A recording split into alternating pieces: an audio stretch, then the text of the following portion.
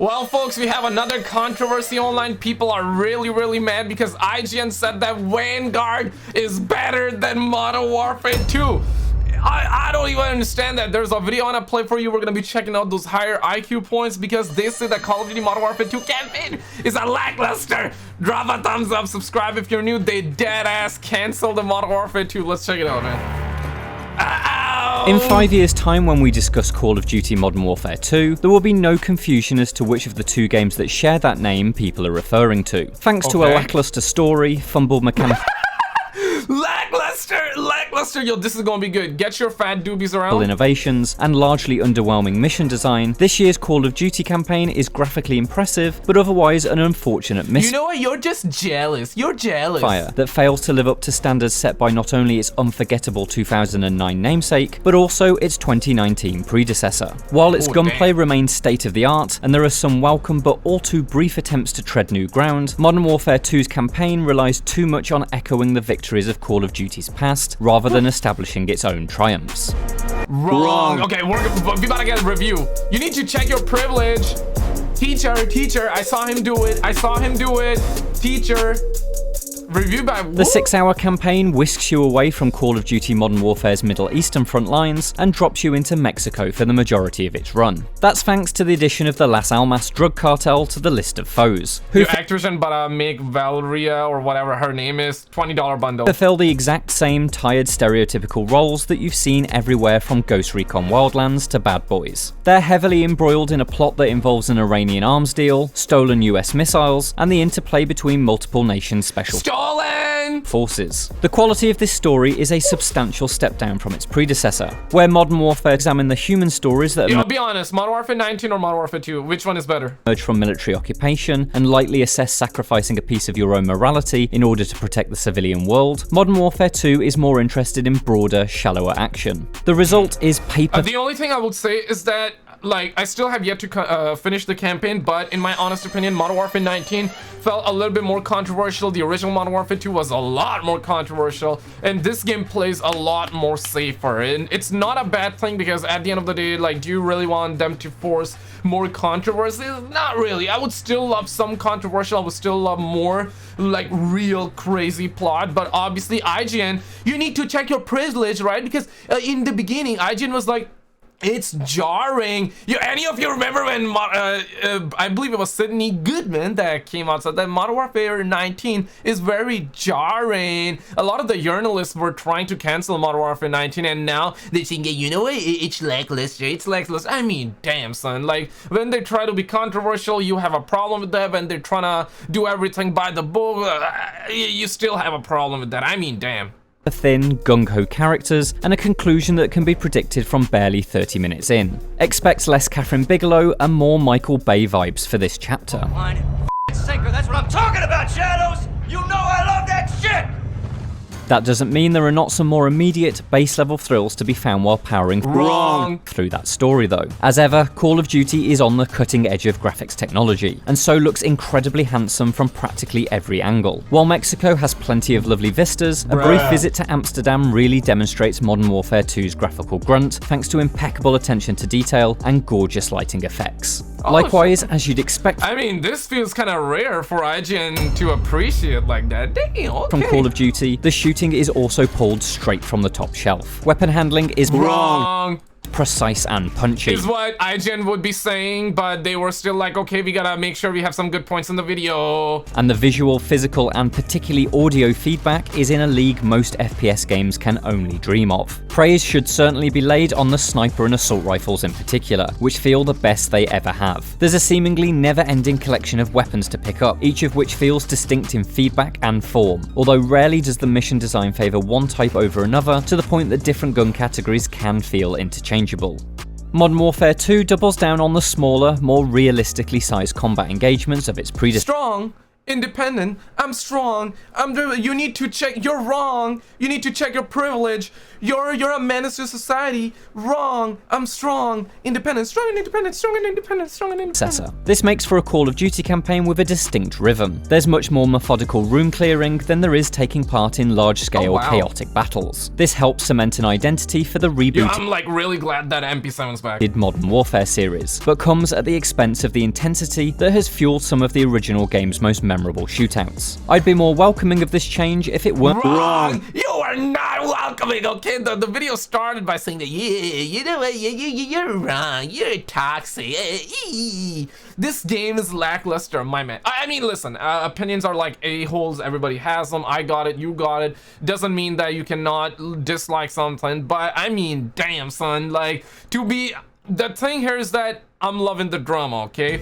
And the thing that I'm seeing right now, they said Vanguard is better. I just don't understand how, like, because for the longest amount of time we were having this conversation that come January, February, people are gonna start to say that Vanguard is better than Modern Warfare 2, and quite frankly, I'm just having a tough time wrapping my head around that situation, and it's just hilarious, man. For the addition of armored enemies. That they already said that. Who must have their helmets or vests shattered before you're able to land the killing blow. They initially feel like fun curveballs, but quickly become annoying bullet sponges that not only erode the efficiency of Call of Duty's long-standing double tap to kill approach, but also shatter. You're wrong because you're a man. As any of the realism those smaller encounters are attempting to build. Mission design is, as you'd expect, admirably varied and often built upon a novel concept. Those that fall this gameplay was, I remember when it first leaked out, a lot of people saw that and a lot of people were like, yo, that's GTA 6 gameplay, and just a couple of weeks after, GTA 6 ended up leaking out, which is just crazy because I remember when this was first upon a novel concept. Those that fall back on more standard templates feel underwhelming and often quite static, with multiple hold-the-line objectives. You can't tell me what to do because you're a man. And other such generic fare, although these are thankfully outnumbered by levels with better purpose. But while most of developer Infinity Ward's campaigns have had a poster child mission, all gilded up, no Russian and Clean House, just to name 3, Modern Warfare 2 wrong is what IGN would love to say, but they know they really had it, so bruh. Struggles to make anything quite as memorable. Jarring. Its best attempt is Alone, a stealth level in which you must escape a labyrinth-like town. Yo, this should be very jarring for them. I want to know what they say. Because last time they were like, it's jarring. Packed with guards. Starting completely unarmed, you gather materials and craft a variety of DIY tools. Smoke bombs, trip mines, lock-breaking gizmos, and use them to work your way to the exit. Strong, independent, very, you're wrong. This has all the makings of a star Call of Duty mission, but is frustratingly undermined by the fact that your character is injured and can only walk at a snail's pace. It makes weaving What? Bruh. What? Bombocard! Yeah, you're just weak. Why you're weak and dependent? You're a man. You should be able to get hit 20 times in the chest and still walk like nothing happened. You're a man. Ew, ooh. Between guard patrols a chore, and its 40-minute duration seem like a lifetime. Elsewhere, there's an unwieldy car chase that's a poor. Okay, that mission was kind of long. I heard other people say that as well. Yeah, okay, yeah, I gotta give it up to yeah, for this one. Yeah, I understand, guys, I understand, but yeah, okay, come on, man, like. Understandable. Alternative to Uncharted 4's showstopper, and a brief but fun infiltration of a cartel boss's mansion that has a very light Hitman touch about it, as your disguised soldier rubs shoulders with enemies. But the majority of Modern Warfare 2 is content to relive past glories. There are 2 back-to-back missions that replicate the original Modern Warfare's Death from Above, in which you rain down all manner of high-caliber ammunition from a circling gunship. Another sees I had so many glitches on that mission. You storm a cargo ship in an Echo of Crew Expendable, while yet another is, of course, the copied homework of All Gillied Up, right down to the Teacher, I saw him do it, I saw him do it, I mean, all these snitchers, bruh. Hiding in the grass as enemies walk by. Then there's the multiple references to 2019's Clean House, which have you slowly walking upstairs behind 2 allies whenever the opportunity arises. It makes for something that feels a bit like a best-of album, performed by a different, less confident band. That's not to say there's no merit or fun in these covers. The gunship missions demand much more precision than their inspiration, thanks to targets often being close to civilians, and there's a more deliberate feeling in how you use each of the plane's 3 ammunition. I really love this in a way where, because like there were civilians and stuff like that, it's really good that they did it. The only thing I disliked was that, hey man, like if you accidentally, it's a game, bruh. It's a game. If you accidentally kill it, it's like the mission fails, and I think that's actually not a good thing. But there should have been like warnings, right? Or maybe some quotes in the game, hey man, you killed a civilian, you shouldn't have done that, or whatever. They make you feel bad in the game, right? Yeah, they could have done that, but to just give you an instant like fail mission, that's like, yeah, you know what, that's problematic, you're toxic, you need to check your privilege. I mean, damn, man. Ammunition types. Dark Waters, the cargo ship level, makes great use of moving cover as containers slip and slide across the wet deck. And Recon by Yeah, they're not very strong and independent, I get it. Fire, the sniping mission, provides you with a backpack filled with various tools that provide a greater degree of tactical choice when it comes to clearing buildings. Will you breach the doors with explosives and fight inside, or drop a tear gas grenade down a Bro, we're not gonna be breaching doors with Dora, you know what I'm saying? ventilation shaft to force your enemies out into the open? I would have liked to have seen that backpack system used across the entire campaign. While I believe that Call of Duty's strengths are firmly in linear scenario design, Recon by Fire demonstrates Infinity Ward absolutely has the ability to weave some choice into encounters. But it's sadly just one of a number of mechanics that feel included to be a momentary Sadly, it's true. novelty rather than the basis of something richer. It's joined by an armor plate system that's used for a single mission, seemingly as a nod to Warzone rather than for any tactical benefit. Had both mechanics been woven into the fabric of the campaign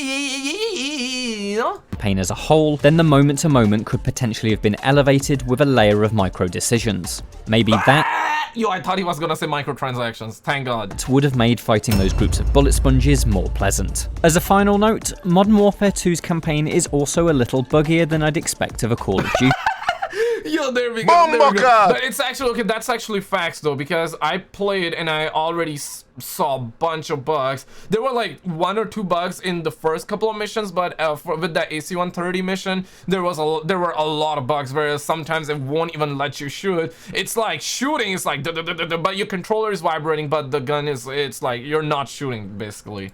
Performance is consistently slick, but whilst playing on PlayStation 5, I have seen occasional ugly low-res textures on some things like water. I also encountered a save Teacher, I saw that. Teacher, give me homework. corruption bug at the final checkpoint of the last mission, which triggered a hard crash every time it loaded, and so I was forced to replay the mission from the start. These are by no means game-breaking, but are minor irritants all the same. Yeah, toxic gamers. You're toxic.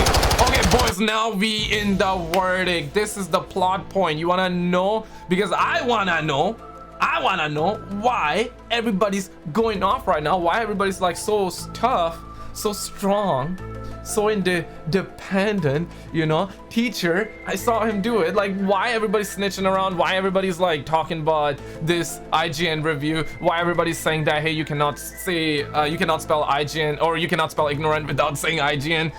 Bruh. I get it. And people are saying that they have given Vanguard a higher rating compared to Modern Warfare 2's campaign. I'm hyped. Get your Takis, get your popcorn, get your foot pedals around, you know, try to check your privilege as well in the meantime, and let's check it out. I think you're ready. You ready? I'm ready. Call of Duty shooting is once again in a prestige class of its own, which means Modern Warfare they basically canceled the prestige, and they are like, you know what, prestige. 2's campaign always manages to operate on a minimum quality bar that delivers a satisfying punch. But beyond each thunderous pull of the trigger is an underwhelming story and level designs that are too concerned with replicating the successes of previous campaigns rather than embracing its own good ideas for more than a single mission apiece. In the areas it does innovate, it almost always stumbles, although there does remain some enjoyment to be taken in its momentary flashes. It just remain, you know, it just remain. If they don't show you Vanguard score, I'll show you after this. Of inspiration. Overall though, this is a sadly lackluster follow-up to Modern Warfare 2019's refined take on a Call of Duty campaign, and an experience that's already fading in my memory. For more, check out our reviews of Gotham Knights and you cannot. I want to show you a thing, but the fact that they were like, oh my god, 6 lackluster, and then they showed Gotham Knights. damn, okay, damn. Yo, check this out, okay? I want to show you this, bro. Teacher, I saw him do it. I'm about to commit the same sin. Like, teacher. Yeah, yo, I saw Modern Warzone post this, and I just posted this as well because it's facts. Teacher, they said when garbage, salmon, IGN, good. Modern Warfare 2, okay. Ladies and gentlemen, recently there was also zombies leaking out from Modern Warfare 2. Click on this video on the screen and I'll see you right there. Teacher, I saw him